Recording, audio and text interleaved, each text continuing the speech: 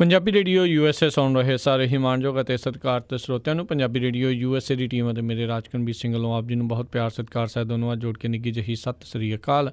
ਸਭ ਨੂੰ ਜੀ ਨੂੰ ਆਖਦੇ ਹਾਂ ਸਰੋਤਿਓ, ਪ੍ਰੋਗਰਾਮ ਦੇ ਵਿੱਚ ਆਪ ਸਭ ਦਾ ਨਿੱਘਾ ਸਵਾਗਤ ਹੈ। ਪ੍ਰੋਗਰਾਮ ਲੈ ਕੇ ਹਾਜ਼ਰ ਹੋ ਚੁੱਕੇ ਹਾਂ ਖਬਰ 'ਤੇ ਨਜ਼ਰ। ਮੇਰੇ ਨਾਲ ਪ੍ਰੋਗਰਾਮ ਦੇ ਵਿੱਚ ਇਸ ਟਾਈਮ ਜੁੜ ਚੁੱਕੇ ਨੇ ਮਿੰਟੂ ਗੁਰੂ ਸਰੀਆ ਜੀ ਮਲੋਟ ਸਟੂਡੀਓਜ਼ ਤੋਂ। ਮਿੰਟੂ ਜੀ ਨਿੱਘੀ ਜੀ ਆਇਆਂ ਨੂੰ ਪਿਆਰ ਭਰੀ ਸਤਿ ਸ਼੍ਰੀ ਅਕਾਲ ਜੀ। ਸ਼ੁਕਰੀਆ ਜੀ, ਸਾਰਿਆਂ ਨੂੰ ਸਤਿ ਸ਼੍ਰੀ ਅਕਾਲ।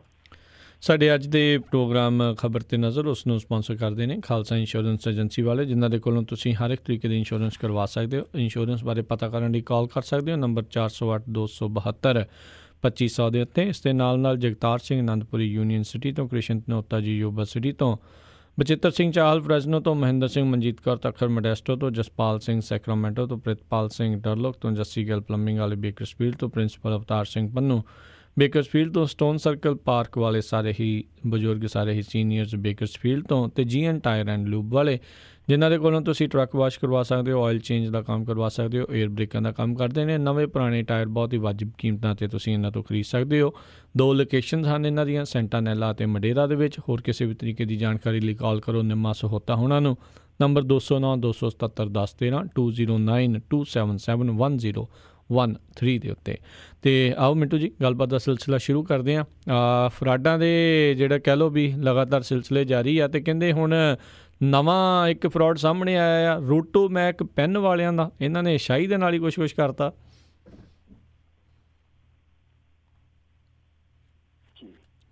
ਇਹ ਰੋਟੋਮੈਕ ਕਰਦੇ ਤੇ ਰੋਕੋ ਮਤ ਹੈ ਕਿ ਸਾਨੂੰ ਕਰਨ ਦੇ ਜੋ ਕੁਛ ਕਰਦੇ ਆ ਜੀ। ਇਹ ਜਿਹੜੇ ਰੋਟੋਮੈਕ ਪੈਨ ਆ, ਇਹ ਵੈਸੇ ਛੋਟੇ ਹੁੰਦਿਆਂ ਨੇ ਸਾਰਿਆਂ ਨੇ ਵਰਤੇ ਹੋਣੇ ਆ ਜੀ, ਪਰ ਰੋਟੋਮੈਕ ਪੈਨ ਬਣਾਉਣ ਵਾਲਿਆਂ ਨੇ ਜਿਸ ਤਰੀਕੇ ਨਾਲ ਬੈਂਕ ਨੂੰ ਵਰਤਿਆ, ਉਹ ਇੱਕ ਵਾਰ ਫਿਰ ਨੀਰਵ ਮੋਦੀ, ਮੇਹੁਲ ਚੌਕਸੀ, ਜਿਹੜੇ 2 ਅੱਗੇ ਭਾਈ ਸਾਹਿਬ ਬੈਠੇ ਆ UK ਦੇ ਵਿੱਚ, ਲਲਿਤ ਮੋਦੀ ਤੇ ਵਿਜੇ ਮਾਲਿਆ ਉਰਫ ਭਾਗ ਲਿਆ, ਉਹਨਾਂ ਸਾਰਿਆਂ ਦੀ ਯਾਦ ਤਾਜ਼ਾ ਦਵਾ ਦਿੰਦੇ ਆ। ਇੱਕ ਵਾਰੀ ਫਿਰ ਯਾਦ ਤਾਜ਼ਾ ਕਰਾ ਦਿੰਦੇ ਕਿ ਇਸ ਤਰ੍ਹਾਂ ਦੇ ਲੋਕ ਵੀ ਹੈਗੇ ਆ ਜਿਹੜੇ ਉਹ ਪਿੱਛੇ ਬਸ ਇਕੱਲਾ ਬੈਂਕ ਦਾ ਨਾਂ ਹੀ ਛੱਡ ਜਾਂਦੇ ਆ, ਬੈਂਕ ਟੈਚੀਆਂ 'ਚ ਭਰ ਕੇ ਨਾਲ ਲੈ ਜਾਂਦੇ ਆ। ਜਿਵੇਂ ਪੰਜਾਬ ਨੈਸ਼ਨਲ ਬੈਂਕ ਆ, ਲੋਕੀ ਕਹਿੰਦੇ ਕਿ ਪੰਜਾਬ ਤੇ ਨੈਸ਼ਨਲ ਹੀ ਰਹਿ ਗਿਆ ਬੈਂਕ, ਉਹ ਮਾਮਾ ਭਾਂਜਾ ਟੈਚੀਆਂ 'ਚ ਭਰ ਕੇ ਲੈ ਗਏ ਆ। ਇਹ ਜਿਹੜਾ ਹੁਣ ਮਾਮਲਾ ਆ ਰੋਟੋਮੈਕ ਫਰਾਡ ਵਾਲਾ, ਇਹਦੇ ਵਿੱਚ ਦੇਖੋ ਇਸ ਬੰਦੇ ਨੇ ਕਾਫੀ ਲੋਨ ਲਿਆ ਹੋਇਆ ਸੀਗਾ, ਜਿਹੜਾ ਇਹਦਾ ਕੰਪਨੀ ਦਾ ਸਾਰਾ ਸੰਚਾਲਨ ਕਰਦਾ ਵਿਕਰਮ ਕੋਠਾਰੀ ਇਹਦਾ ਨਾਮ ਆ। ਹੁਣ ਇਹਦੇ ਖਿਲਾਫ CBI ਨੇ ਮਾਮਲਾ ਦਰਜ ਕੀਤਾ। ਇਹਦੇ ਨਾਲ 3 ਇਹਦੀ ਕੰਪਨੀ ਦੇ ਜਿਹੜੇ ਡਾਇਰੈਕਟਰਸ ਨੇ ਉਹਨਾਂ ਤੇ ਵੀ ਮਾਮਲਾ ਦਰਜ ਕਰ ਲਿਆ, ਪਲੱਸ ED ਨੇ ਵੀ ਇਹਦੇ ਖਿਲਾਫ ਇੱਕ ਮਾਮਲਾ ਦਰਜ ਕਰ ਲਿਆ। ਕੱਲ੍ਹ ਦੀਆਂ ਹੀ ਏਜੰਸੀਆਂ ਇਹਨਾਂ ਦੇ ਘਰ ਦੇ ਵਿੱਚ ਉੱਥੇ ਪੁੱਛ ਪੜਤਾਲ ਕਰਦੀਆਂ ਪਈਆਂ। ਹਾਲੇ ਬਾਹਰ ਆ ਕੇ ਉਹਨਾਂ ਨੇ ਕੁਛ ਵੀ ਅਧਿਕਾਰਤ ਤੌਰ ਤੇ ਨਹੀਂ ਕਿਹਾ, ਪਰ ਇਸ ਗੱਲ ਦੀ ਪੁਸ਼ਟੀ ਹੋ ਗਈ ਹੈ। NIA ਬਹੁਤ ਵੱਡੀ ਨਿਊਜ਼ ਏਜੰਸੀ ਹੈ ਜਿਹੜੀ, ਉਹਨਾਂ ਨੇ ਪੁਸ਼ਟੀ ਕਰ ਦਿੱਤੀ ਹੈ ਕਿ ED ਨੇ ਵੀ ਇੱਕ ਮਾਮਲਾ ਵੱਖਰੇ ਤੌਰ ਤੇ ਦਰਜ ਕਰ ਲਿਆ, ਔਰ CBI ਨੇ ਤੇ ਮਾਮਲਾ ਜਿਹੜਾ ਉਹ ਦਰਜ ਕਰ ਹੀ ਲੈਣਾ ਸੀਗਾ, ਕਿਉਂਕਿ ਬੈਂਕ ਨੇ ਹੀ ਕੰਪਲੇਂਟ ਭੇਜੀ ਸੀਗੀ CBI ਨੂੰ। ਕੁਛ ਲੋਕ ਕਨਫਿਊਜ਼ ਹੋ ਜਾਂਦੇ ਆ ਕਿ ਯਾਰ CBI ਦਾ ਮਸਲਾ ਕਿੱਧਰ ਹੈ ਤੇ ਨੇਤਾਵਾਂ ਵਾਲੇ ਕੰਮ ਕਰਦੇ ਆ ਜ਼ਿਆਦਾਤਰ, ਇਹ ਬੈਂਕ ਵਾਲੇ ਫਰਾਡਾਂ 'ਚ ਕਿੱਧਰ ਆ। ਤਾਂ ਮੈਂ ਦੱਸ ਦੇਵਾਂ ਕਿ CBI ਦੀ ਨਾ ਇੱਕ ਆਰਥਿਕ ਅਪਰਾਧ ਸ਼ਾਖਾ ਵੀ ਹੁੰਦੀ ਆ ਜੋ ਇਸ ਤਰ੍ਹਾਂ ਦੇ ਫਰਾਡਾਂ ਨੂੰ ਦੇਖਦੀ, ਵੱਡੇ ਫਰਾਡ ਜਿਹੜੇ ਆ ਉਹਨਾਂ ਨੂੰ ਦੇਖਦੀ ਆ। ਸੋ ਕਈ ਵਾਰ ਦੁਬਿਧਾ ਹੋ ਜਾਂਦੀ ਹੈ। ਖੈਰ, ਇਹਨਾਂ ਨੇ ਹੁਣ ਮਾਮਲਾ ਦਰਜ ਕੀਤਾ। ਉੱਦਾਂ ਵੈਸੇ ਪਹਿਲਾਂ ਖਬਰ ਆਈ ਸੀਗੀ ਕਿ ਕੋਠਾਰੀ ਭੱਜ ਗਿਆ ਉੱਥੇ ਜਿੱਥੇ ਅੱਗੇ ਭੱਜੇ ਆ ਦੂਜੇ, ਪਰ ਬਾਅਦ ਦੇ ਵਿੱਚ ਉਹਨੇ ਕੈਮਰੇ ਦੇ ਸਾਹਮਣੇ ਆ ਕੇ ਕਿਹਾ ਕਿ ਦੇਖੋ 2 ਚੀਜ਼ਾਂ ਮੈਂ ਕਹੂੰਗਾ। ਇੱਕ ਤੇ ਕਹਿੰਦਾ ਕਿਰਪਾ ਕਰਕੇ ਇਸ ਚੀਜ਼ ਨੂੰ ਫਰਾਡ ਨਾ ਕਹੋ, ਇਹ ਸਾਡਾ ਤੇ ਬੈਂਕਾਂ ਦਾ ਲੈਣ ਦੇਣ ਦਾ ਮਸਲਾ ਹੈ। ਦੂਜੀ ਚੀਜ਼ ਇਹ ਹੈ ਕਿ ਮੈਂ ਕਿਤੇ ਨਹੀਂ ਕਹਿਣਾ, ਮੇਰਾ ਭਾਰਤ ਪਿਆਰਾ ਹੈ ਤੇ ਪਿਆਰਾ ਹੀ ਭਾਰਤ ਦੇ ਵਿੱਚ ਹੀ ਮੈਂ ਰਹਿਣਾ। ਤੇ ਲੋਕ ਕਹਿੰਦੇ ਜੇ ਇੰਨਾ ਹੀ ਪਿਆਰਾ ਭਾਰਤ ਸੀਗਾ ਤੇ ਫਿਰ ਭਾਰਤ ਨੂੰ ਥੋੜਾ ਜਿਹਾ ਚਰੁੰਡਣਾ ਮਾੜਾ ਜਿਹਾ ਰਹਿਮ ਕਰਕੇ ਸੀਗਾ, ਤੁਸੀਂ ਤੇ ਝਰੂੰਡ ਹੀ ਲਿਆ, ਉਹਦਾ ਮਾਸ ਹੀ ਵਿਚਾਰੇ ਦਾ ਖਿੱਚ ਲਿਆ। ਹੁਣ ਇਸ ਬੰਦੇ ਨੇ ਜੋ ਕੀਤਾ, ਉਹ ਪਹਿਲਾਂ ਤਾਂ ਕਿਹਾ ਜੀ ਕਿ 800 ਕਰੋੜ ਦਾ ਹੈ। ਬਾਅਦ ਦੇ ਵਿੱਚ ਹੁਣ ਜਿਹੜਾ ਮਾਮਲਾ ਦਰਜ ਹੋਇਆ ਜਿਹਦੇ ਬਾਰੇ ਤੁਹਾਨੂੰ ਮੈਂ ਦੱਸਿਆ, ਉਹਦੇ ਵਿੱਚ ਕੁਛ ਚੀਜ਼ਾਂ ਇਸ ਤਰ੍ਹਾਂ ਦੀਆਂ ਸਾਫ਼ ਹੋਈਆਂ ਜਿੱਥੋਂ ਲੱਗਦਾ ਕਿ ਇਹ ਜਿਹੜਾ ਗਬਨ ਸੀਗਾ ਇਹ ਲਗਭਗ 3000 ਕਰੋੜ ਦਾ, 2919 ਕਰੋੜ ਰੁਪਈਆ ਜਿਹੜਾ ਬੈਂਕਾਂ ਦਾ ਲੋਨ ਦਾ ਬਣਦਾ, ਬਾਕੀ ਖਰਚੇ ਤੇ ਵਿਆਜ ਪਾ ਕੇ ਇਹ 3400 3500 3600 ਕਰੋੜ ਦੇ ਲਾਗੇ ਪਹੁੰਚ ਜਾਂਦਾ। ਔਰ ਇਸ ਬੰਦੇ ਨੇ ਕੀਤਾ ਕਿੱਦਾਂ ਸੀਗਾ ਕਿ ਜਿਹੜੀ ਪ੍ਰੋਪਰਟੀ ਰੱਖਦੇ ਆ ਗਰੰਟੀ ਵਜੋਂ ਆਪਾਂ, ਜੋ ਲਾਇਬਿਲਿਟੀ ਹੁੰਦੀ ਆ, ਤਾਂ ਉਸ ਪ੍ਰਾਪਰਟੀ ਨੂੰ ਵਧਾ ਚੜਾ ਕੇ ਬੈਂਕਾਂ 'ਚ ਰੱਖਿਆ ਗਿਆ ਸੀਗਾ ਔਰ ਕਰਜ਼ੇ ਲੈ ਗਏ। ਹੁਣ ਦੇਖੋ ਇਹ ਗੱਲਾਂ ਜਿਹੜੀਆਂ ਨਾ ਛੇਤੀ ਕੀਤੀਆਂ ਯਕੀਨ ਦੇ ਕਾਬਿਲ ਨਹੀਂ, ਕਿਉਂਕਿ ਅਧਿਕਾਰਤ ਤੌਰ ਤੇ ਅਧਿਕਾਰੀ ਇਹ ਚੀਜ਼ਾਂ ਕਹਿ ਦਿੰਦੇ ਆ ਕਿ ਉਹਨਾਂ ਨੇ ਜੀ ਪ੍ਰਾਪਰਟੀ ਸਾਨੂੰ ਵਧਾ ਚੜਾ ਕੇ ਦੇ ਦਿੱਤੀ ਤੇ ਅਸੀਂ ਪੈਸੇ ਦੇ ਦਿੱਤੇ। ਅਸਲ ਦੇ ਵਿੱਚ ਇਹ ਸਾਰੀਆਂ ਰਲ ਕੇ ਝੁਕਦੇ ਆ। ਇਹਨਾਂ ਨੂੰ ਬੰਦਾ ਪੁੱਛੇ ਤੁਹਾਨੂੰ ਤੁਸੀਂ ਨਹੀਂ ਦੇਖ ਸਕਦੇ, ਚੈੱਕ ਕਰ ਸਕਦੇ ਕਿ ਅਸੀਂ ਲੋਨ ਕਿੰਨਾ ਦੇ ਰਹੇ ਹਾਂ ਤੇ ਪ੍ਰਾਪਰਟੀ ਦੀ ਕੀਮਤ ਕਿੰਨੀ ਹੈ। ਔਰ ਅਸਲ ਦੇ ਵਿੱਚ ਇਹ ਵੀ ਮਾਮਲਾ ਨਹੀਂ ਸੀ ਖੁੱਲਣਾ, ਇਹ ਮਾਮਲਾ ਇਸ ਕਰਕੇ ਖੁੱਲ ਗਿਆ ਕਿਉਂਕਿ ਇਹਦਾ 600 ਕਰੋੜ ਰੁਪਈਏ ਦਾ ਇੱਕ ਚੈੱਕ ਬਾਉਂਸ ਹੋ ਗਿਆ, ਜਿੱਥੋਂ ਇਹ ਸਾਰਾ ਖਲਾਰਾ ਪੈ ਗਿਆ। ਔਰ ਇਹਨੇ ਕਈ ਬੈਂਕਾਂ ਦੇ ਨਾਲ ਫਰਾਡ ਕੀਤਾ। ਕੁੱਲ ਮਿਲਾ ਕੇ ਜਿਸ ਤਰੀਕੇ ਨਾਲ ਇਹ ਸਾਰੀਆਂ ਪਰਤਾਂ ਖੁੱਲਦੀਆਂ ਪਈਆਂ, ਦੇਖੋ ਪੰਜਾਬ ਦੇ ਵਿੱਚੋਂ ਵੀ ਤੇ ਆ ਗਿਆ ਨਾ 1.5 ਕਰੋੜ ਰੁਪਏ ਦਾ ਗਬਨ ਸਾਹਮਣੇ। ਸੋ ਇਹ ਜਿਹੜੀਆਂ ਪਰਤਾਂ ਖੁੱਲਦੀਆਂ ਪਈਆਂ ਜਾਂ ਕਹਿ ਲਓ ਕਿ ਖਿੱਦੋ ਖਿਲਰਦੀ ਪਈ ਹੈ ਜਿਹੜੀ ਗੰਦੀਆਂ ਲੀਰਾਂ ਲਈ, ਇਹਦੇ ਵਿੱਚੋਂ ਸਿਰਫ ਤੇ ਸਿਰਫ ਜਿਹੜੀ ਇੱਕ ਚੀਜ਼ ਸਾਨੂੰ ਕਾਮਨ ਮਿਲਦੀ ਹੈ ਨਾ ਸਾਰੀਆਂ ਚੀਜ਼ਾਂ 'ਚੋਂ, ਉਹ ਇਹੋ ਹੀ ਆ ਕਿ ਸਰਕਾਰੀ ਬੈਂਕਾਂ ਨੂੰ ਬਹੁਤ ਬੁਰੀ ਤਰ੍ਹਾਂ ਨਿਚੋੜਿਆ ਜਾ ਰਿਹਾ। ਔਰ ਕਮਾਲ ਦੀ ਗੱਲ ਆ ਕਿ ਇਹਨਾਂ 8-10 ਸਾਲਾਂ 'ਚ ਇਹਨਾਂ ਬੈਂਕਾਂ ਨੂੰ 2,60,000 ਕਰੋੜ ਰੁਪਈਆ ਦਿੱਤਾ ਜਾ ਚੁੱਕਿਆ ਔਰ 2,11,000 ਕਰੋੜ ਰੁਪਈਆ ਜਿਹੜਾ ਉਹ ਹੁਣ ਹੋਰ ਦੇਣ ਜਾ ਰਿਹਾ। ਇਹਦਾ ਮਤਲਬ ਆ ਕਿ ਟੂਟੀ ਦੇ ਥੱਲੇ ਬਾਸਕਟ ਰੱਖੀ ਆ, ਅਸੀਂ ਪਾਣੀ ਪਾਈ ਜਾਂਦੇ ਹਾਂ, ਉਹ ਬਾਸਕਟ ਥਾਣੀ ਪਾਣੀ ਹੈ ਜਿਹੜਾ ਰੁੜੀ ਜਾਂਦਾ। ਸੋ ਇੱਥੇ ਹਾਲ ਇਹ ਬਣਿਆ ਪਿਆ। ਸੋ ਇੱਥੇ ਹੁਣ ਦੇਸ਼ ਵਾਸੀ ਜਾਗਣਗੇ ਤੇ ਕੁਛ ਬਣੂਗਾ। ਉਨੀ ਤੇ ਕਿਸੇ ਨੇ ਆਖਿਆ ਸੀਗਾ ਨਾ ਕਿ ਦਰਾ ਵੇਚ ਦੇਂਗੇ, ਦਰਾ ਕਹਿੰਦੇ ਧਰਤੀ ਨੂੰ, ਉਹ ਕਹਿੰਦੇ ਸੀਗੇ ਕਿ ਦਰਾ ਵੇਚ ਦੇਂਗੇ, ਗगन ਵੇਚ ਦੇਂਗੇ, ਅਗਰ ਸੋਏ ਰਹੇ ਦੇਸ਼ ਵਾਸੀਓ ਇਹ ਹਮਾਰਾ ਵਤਨ ਵੇਚ ਦੇਂਗੇ। ਸੋ ਲੱਗਦਾ ਇਹੋ ਹੀ ਆ ਕਿ ਜੇ ਨਾ ਜਾਗੇ ਨਾ ਤੇ ਮਾਲ ਲੁੱਟਿਆ ਜਾਣਾ। ਜੀ ਜੀ। ਅਗਲੀ ਜਿਹੜੀ ਆਪਾਂ ਮਿੰਟੂ ਜੀ ਗੱਲ ਕਰਦੇ ਹਾਂ, ਸ਼ੰਭੂ ਲਾਲ ਰੈਗਰ ਨੇ ਜੇਲ੍ਹ 'ਚੋਂ ਹੇਟ ਵੀਡੀਓ ਬਣਾ ਕੇ ਸਭ ਨੂੰ ਹੈਰਾਨ ਕਰ ਦਿੱਤਾ। ਦੇਖੋ ਬੰਦਾ ਟਿਕਦਾ ਨਹੀਂ ਹੈ, ਜੇਲ੍ਹ ਦੇ ਵਿੱਚ ਜਾ ਕੇ ਵੀ ਨਹੀਂ ਟਿਕਦਾ ਔਰ ਐਡਾ ਘਿਨਾਉਣਾ ਕਾਂਡ ਕਰਨ ਤੋਂ ਬਾਅਦ ਵੀ ਨਹੀਂ ਟਿਕਦਾ। ਕਮਾਲ ਦੀ ਗੱਲ ਆ।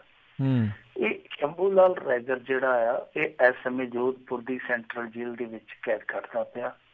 ਹਾਲਾਂਕਿ ਇਹਨੂੰ ਕੈਦ ਹੋਈ ਨਹੀਂ, ਪਰ ਜੋ ਨਜ਼ਰਬੰਦੀ ਹੁੰਦੀ ਆ ਉਹਨੂੰ ਵੀ ਕੈਦੀ ਕਿਹਾ ਜਾਂਦਾ, ਇਹ ਕੱਚਾ ਕੈਦੀ ਆ।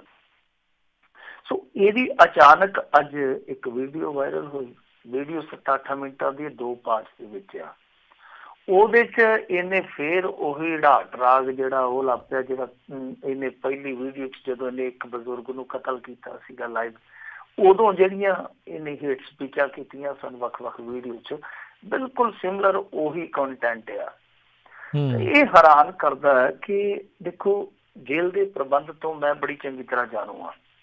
ਜਿਸ ਜਗ੍ਹਾ ਤੇ ਉਹ ਵੀਡੀਓ ਇਹਨੇ ਸ਼ੂਟ ਕੀਤਾ, ਖੁਦ ਸੈਲਫ ਸ਼ੂਟ ਕੀਤਾ, ਤਾਂ ਉਹ ਚੱਕੀ ਆ ਜੇਲ੍ਹ ਦੀ, ਜਿਹਨੂੰ ਆਪਾਂ ਚੱਕੀ ਕਹਿ ਦਿੰਦੇ ਹਾਂ ਨਾ। ਚੱਕੀ ਦਾ ਮਤਲਬ ਹੁੰਦਾ ਸੈੱਲ।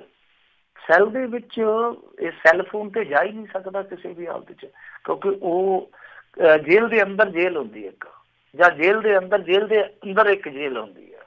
ਸੋ ਇਸ ਤਰ੍ਹਾਂ ਬਹੁਤ ਪਰਤਾਂ ਲੰਘ ਕੇ, ਸੁਰੱਖਿਆ ਵਾਲੀਆਂ ਪਰਤਾਂ ਲੰਘ ਕੇ ਉੱਥੇ ਮੁਲਾਜ਼ਮ ਜਾਂਦਾ, ਕੋਈ ਆਮ ਕੈਦੀ ਵੀ ਨਹੀਂ ਜਾ ਸਕਦਾ ਉਸ ਹਾਥੇ 'ਚ ਜਿੱਥੇ ਚੱਕੀਆਂ ਹੁੰਦੀਆਂ ਨੇ। ਸੋ ਉਹ ਬੰਦਾ ਖੁਦ ਵੀ ਇਹ ਗੱਲ ਕਹਿੰਦਾ ਕਿ ਇਹ ਮੇਰਾ ਆਖਰੀ ਮੈਸੇਜ ਆ। ਔਰ ਇੱਥੇ ਉਹ ਇੱਕ ਚੀਜ਼ ਬੜੀ ਦਿਲਚਸਪ ਕਹਿੰਦਾ, ਉਹ ਕਹਿੰਦਾ ਜੀ ਕਿ ਇਹ ਮੈਸੇਜ ਮੈਂ ਜਿਹੜਾ ਪੜ੍ਹਦਾ ਪਿਆ ਇਹ ਮੇਰਾ ਆਖਰੀ ਮੈਸੇਜ ਹੈ। ਹੁਣ ਪੜ੍ਹਦੇ ਦਾ ਮਤਲਬ ਕੀ ਹੈ? ਔਰ ਬਾਅਦ ਦੇ ਵਿੱਚ ਉਸ ਮਾਮਲੇ ਦੇ ਅੰਦਰ ਕਿ ਇਹ ਫੋਨ ਕਿੱਥੋਂ ਗਿਆ, ਇਹ ਫੋਨ ਇਹਨੇ ਯੂਜ਼ ਕਰਕੇ ਕਿੱਥੇ ਸੁੱਟਿਆ, ਤਲਾਸ਼ੀ ਕੀਤੀ ਗਈ, FIR ਦਰਜ ਕੀਤੀ ਗਈ, ਕੱਖ ਵੀ ਨਹੀਂ ਲੱਭਿਆ। ਹੁਣ ਜਿਹੜੀ ਚੱਕੀ ਹੁੰਦੀ ਜਾਂ ਜਿਹੜੀ ਸੈੱਲ ਹੁੰਦੀ ਆ ਉਹਦੇ ਵਿੱਚ ਕੋਈ ਦੂਜਾ ਜਾਂਦਾ ਹੀ ਨਹੀਂ ਗਾ।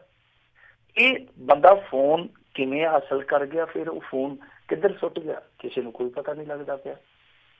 ਔਰ ਦੂਜੀ ਚੀਜ਼ ਇਹ ਹੈ ਕਿ ਵੀਡੀਓ 'ਚੋਂ ਕਹਿੰਦਾ ਜੀ ਕਿ ਦੇਖੋ ਮੇਰੇ ਨਾਲ ਥੋੜੇ ਦਿਨ ਪਹਿਲਾਂ ਇੱਕ ਵਾਸੂਦੇਵ ਬ੍ਰਾਹਮਣ ਨਾਂ ਦਾ ਬੰਦਾ ਬੰਦ ਕੀਤਾ ਗਿਆ, ਉਹ ਜਿਹਾਦੀਆਂ ਦੇ ਖਿਲਾਫ ਬੜੀਆਂ ਗੱਲਾਂ ਕਰਦਾ ਸੀ। ਇੱਕ ਦਿਨ ਸੁੱਤੇ ਹੋਇਆ ਮੈਂ ਉਹਦੇ ਗੁਪਤੰਗਾਂ ਤੇ ਨਿਗਾਹ ਮਾਰੀ ਤੇ ਉਹਦੇ ਖਤਨਾ ਕੀਤਾ ਹੋਇਆ ਸੀ ਇੱਕ, ਯਾਨੀ ਮੁਸਲਮਾਨ ਨੂੰ ਮੇਰੀ ਬੈਰਕ 'ਚ ਜਾਂ ਮੇਰੇ ਸੈੱਲ 'ਚ ਬੰਦ ਕਰ ਦਿੱਤਾ।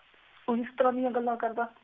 ਔਰ ਕਮਾਲ ਦੀ ਗੱਲ ਇਹ ਕਿ ਉਹ ਸਕ੍ਰਿਪਟ ਪੜ੍ਹਦਾ ਮੂਹਰੇ ਰੱਖੀ, ਔਰ ਉਸੇ ਤਰ੍ਹਾਂ ਹੀ ਉਹ ਜਿੱਦਾਂ ਵਰਕੇ ਥੱਲਦਾ ਉਹਦੀ ਆਵਾਜ਼ ਆਉਂਦੀ ਆ। ਇਹਦਾ ਮਤਲਬ ਹੈ ਕਿ ਇਕੱਲਾ ਟੈਲੀਫੋਨ ਹੀ ਨਹੀਂ ਅੰਦਰ ਗਿਆ, ਕਿਸੇ ਨੇ ਸਕ੍ਰਿਪਟ ਵੀ ਲਿਖ ਕੇ ਭੇਜੀ ਆ ਕਿ ਕੀ ਪੜ੍ਹਨਾ। ਔਰ ਉਹ ਬੋਲ ਕੀ ਰਿਹਾ ਕਿ ਜਿਹੜੇ ਜਹਾਦੀ ਆ ਇਹ ਇਸ ਤਰ੍ਹਾਂ ਦਾ ਕੰਮ ਕਰਨਗੇ, ਸਾਡੇ ਦੇਸ਼ ਨੂੰ ਤੋੜ ਦੇਣਗੇ, ਇਹਨਾਂ ਦੇ ਖਿਲਾਫ ਹਿੰਦੂ ਭਾਈਚਾਰੇ ਨੂੰ ਇਕਜੁੱਟ ਹੋ ਜਾਣਾ ਚਾਹੀਦਾ। ਨਰਿੰਦਰ ਮੋਦੀ ਬਹੁਤ ਵਧੀਆ ਕੰਮ ਕਰਦਾ ਪਿਆ, ਨਰਿੰਦਰ ਮੋਦੀ ਸਰਕਾਰ ਦੇ ਸਾਹਮਣੇ ਮੁਸ਼ਕਲਾਂ ਖੜੀਆਂ ਕਰ ਸਕਦੇ ਆ। ਜਿੱਦਾਂ ਭਾਰਤੀ ਜਨਤਾ ਪਾਰਟੀ ਦੇ ਮੰਚ ਤੇ ਖੜ ਕੇ ਇੱਕ ਚੁਣਾਵੀ ਰੈਲੀ ਨੂੰ ਸੰਬੋਧਨ ਕਰ ਰਿਹਾ ਹੋਵੇ, ਇੱਕ ਸੈੱਲ ਦੇ ਵਿੱਚ ਬੰਦਾ ਬੈਠਾ ਔਰ ਜਿਹੜਾ ਘਿਨੌਣਾ ਕਤਲ ਕਰਕੇ ਗਿਆ ਉਹ ਬੰਦਾ ਇਸ ਤਰ੍ਹਾਂ ਸਪੀਚ ਕਰਦਾ ਪਿਆ, ਹੈਰਾਨਗੀ ਵਾਲੀ ਗੱਲ ਹੈ। ਇੱਥੋਂ ਸਾਫ਼ ਜ਼ਾਹਰ ਹੋ ਜਾਂਦਾ ਕਿ ਉਸ ਬੰਦੇ ਨੂੰ ਫੋਨ ਮੁਹੱਈਆ ਕਰਵਾਇਆ ਗਿਆ ਔਰ ਉਸ ਬੰਦੇ ਨੂੰ ਇੱਕ ਸਕ੍ਰਿਪਟ ਦਿੱਤੀ ਗਈ ਜੋ ਉਸ ਬੰਦੇ ਨੇ ਪੜ੍ਹੀ ਹੈ। ਔਰ ਪਹਿਲੀ ਵੀਡੀਓ ਵੀ ਜੇ ਤੁਸੀਂ ਧਿਆਨ ਨਾਲ ਦੇਖੋਗੇ ਨਾ, ਉਹਦੇ 'ਚ ਬੇਸ਼ੱਕ ਉਹ ਆਪਣੇ ਆਪ ਬੋਲਦਾ ਜਦੋਂ ਉਹਨੇ ਕਤਲ ਕੀਤਾ ਸੀਗਾ ਨਾ, ਜੇ ਤੁਸੀਂ ਗੌਰ ਦੇ ਨਾਲ ਦੇਖੋਗੇ, ਜੇ ਤੁਸੀਂ ਗੌਰ ਦੇ ਨਾਲ ਵੇਖੋਗੇ, ਤੁਹਾਨੂੰ ਬੜੀ ਆਸਾਨੀ ਦੇ ਨਾਲ ਸਮਝ ਲੱਗ ਜਾਣੀ ਹੈ ਕਿ ਇਹ ਭਾਸ਼ਣ ਇਹ ਬੰਦੇ ਦਾ ਨਾਰਮਲ ਭਾਸ਼ਣ ਨਹੀਂ ਹੈ। ਜੋ ਬੰਦੇ ਦਾ ਆਪਣਾ ਮੌਲਿਕ ਭਾਸ਼ਣ ਹੈ ਨਾ, ਉਹ ਮੌਲਿਕ ਤਕਰੀਰ ਨਹੀਂ ਸੀ ਉਹਦੀ। ਸੋ ਇਹ ਵੀ ਉਹਦੀ ਮੌਲਿਕ ਸ਼ਬਦਾਵਲੀ ਨਹੀਂ। ਬੰਦਾ ਕੌਣ ਸੀ, ਕਿਹੜਾ ਬੰਦਾ ਸੀਗਾ ਜਿਹੜਾ ਫੋਨ ਦੇ ਕੇ ਆਇਆ, ਸਕ੍ਰਿਪਟ ਦੇ ਕੇ ਆਇਆ ਔਰ ਉਸ ਤੋਂ ਬਾਅਦ ਵਾਇਰਲ ਕਰਵਾਈ ਗਈ ਵੀਡੀਓ। ਇਹ ਸਭ ਤੋਂ ਵੱਡੀ ਗੱਲ ਹੈ ਕਿ ਵੀਡੀਓ ਵਾਇਰਲ ਕਰਵਾਈ ਗਈ ਹੈ।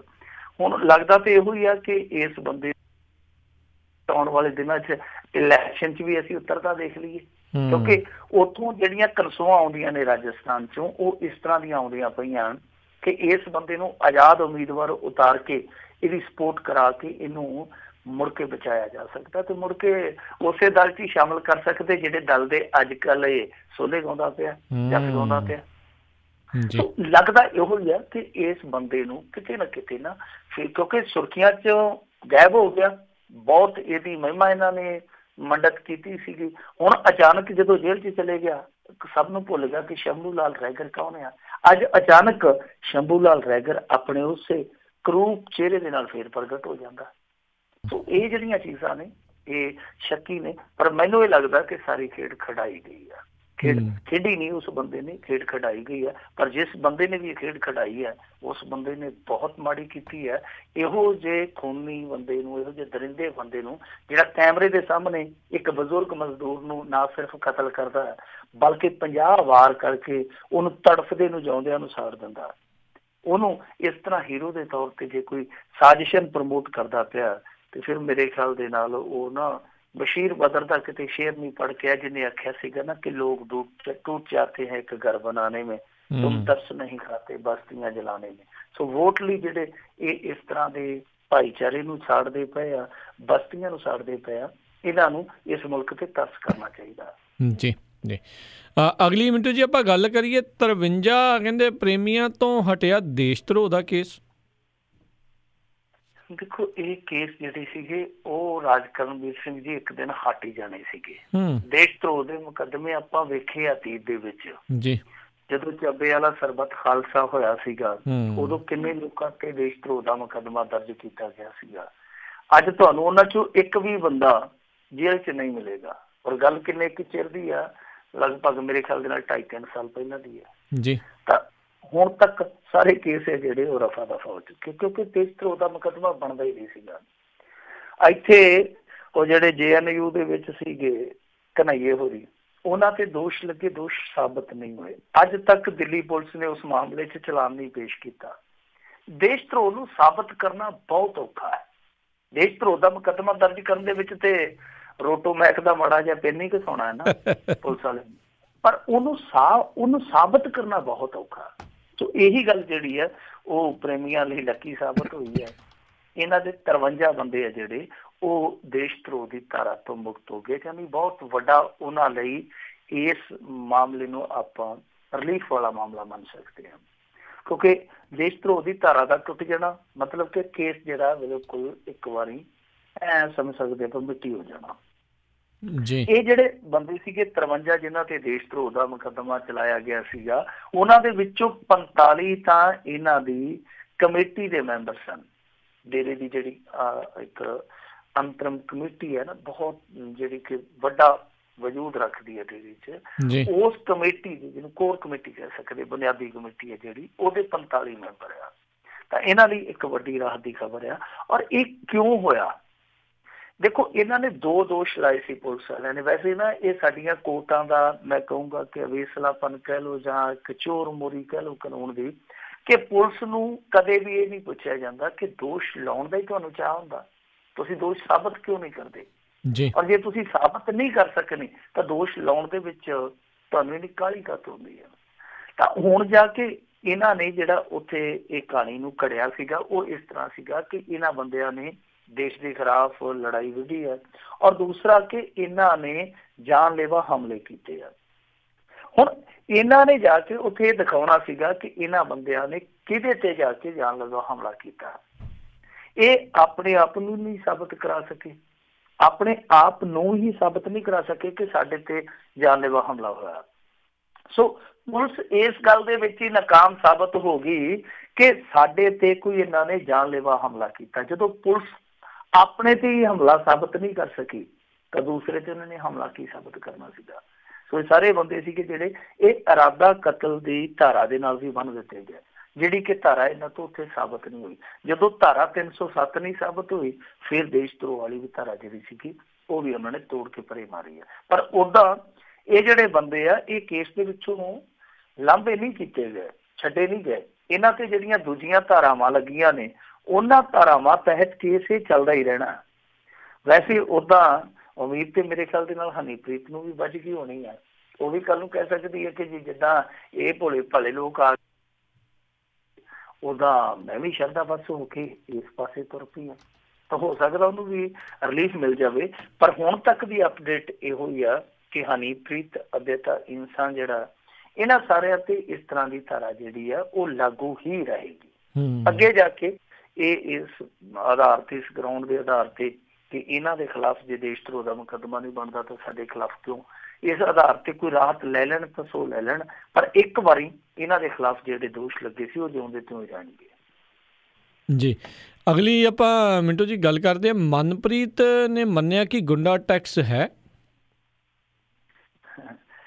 ਤੇ ਫਿਰ ਇਹ ਵੀ ਮੰਨ ਲੈਣਾ ਚਾਹੀਦਾ ਸੀਗਾ ਕਿ ਗੁੰਡਾ ਟੈਕਸ ਜਿਹੜਾ ਉਹ ਬਾਹਰ ਨਹੀਂ ਜਾਂਦਾ, ਘਰ ਦੀ ਕੰਧ ਘਰ 'ਚ ਹੀ ਡਿੱਗ ਪੈਂਦੀ ਆ। ਇਹ ਵੀ ਮੰਨ ਲੈਣਾ ਚਾਹੀਦਾ ਸੀਗਾ। ਹੁਣ ਇਹ ਗੁੰਡਾ ਟੈਕਸ ਇਕੱਠਾ ਕਰਕੇ ਅਕਾਲੀਆਂ ਦੇ ਘਰਾਂ 'ਚ ਤੇ ਭੇਟ ਕਰਨ ਨਹੀਂ ਜਾਂਦੇ ਹੋਣੇ, ਉੱਥੇ ਤੇ ਭੇਟ ਕਰਨ ਰਹੇ।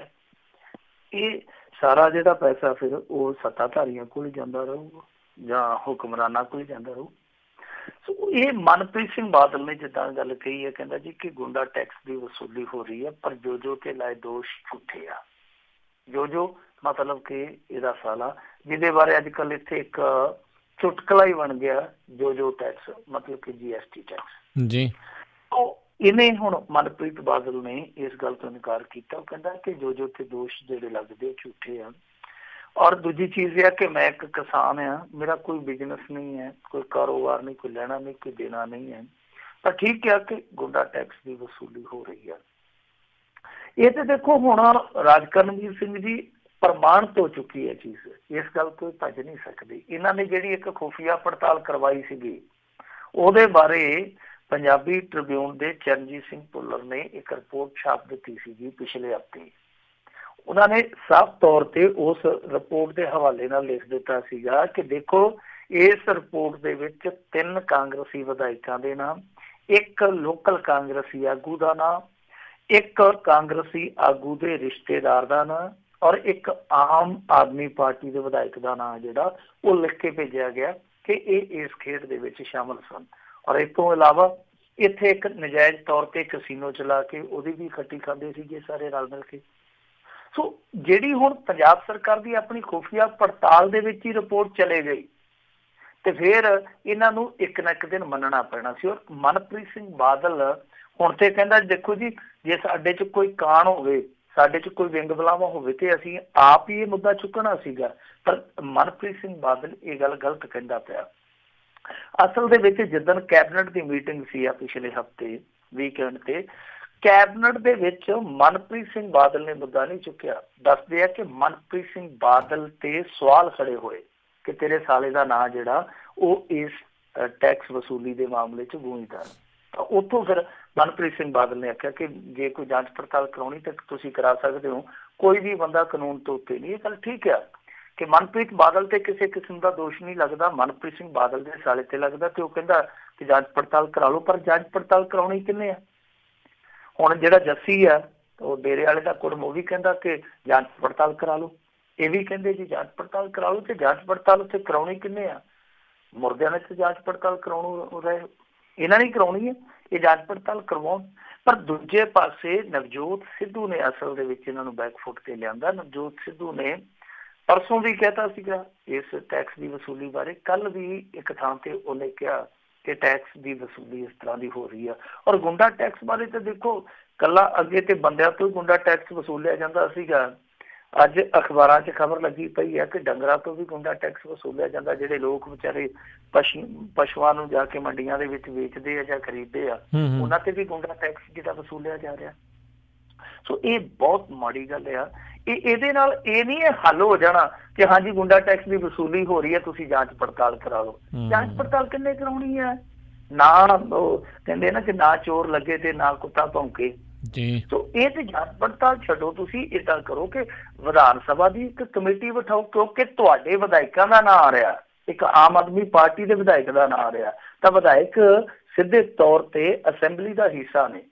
ਤਾਂ ਇੱਕ ਵਿਧਾਨ ਸਭਾ ਦੀ ਕਮੇਟੀ ਬਿਠਾਓ ਜਿਹਦੇ ਵਿੱਚ ਹਰੇਕ ਪਾਰਟੀ ਦਾ ਨੁਮਾਇੰਦਾ ਹੋਵੇ, ਉਹ ਜਾਂਚ ਪੜਤਾਲ ਕਰ ਲਵੇ ਕਿ ਵਿਧਾਇਕਾਂ ਦਾ ਕੀ ਰੋਲ ਆ। ਔਰ ਜੇ ਫਿਰ ਵਿਧਾਇਕਾਂ ਦਾ ਰੋਲ ਆ ਤਾਂ ਉਹਨਾਂ ਵਿਧਾਇਕਾਂ ਨੂੰ ਨੰਗਿਆ ਕਰਕੇ, ਉਹਨਾਂ ਦੇ ਨਾਂ ਪਰਦੇ ਤੋਂ ਬਾਹਰ ਕਰਕੇ ਉਹਨਾਂ ਬੰਦਿਆਂ ਤੇ ਕਾਰਵਾਈ ਹੋਣੀ ਚਾਹੀਦੀ ਹੈ।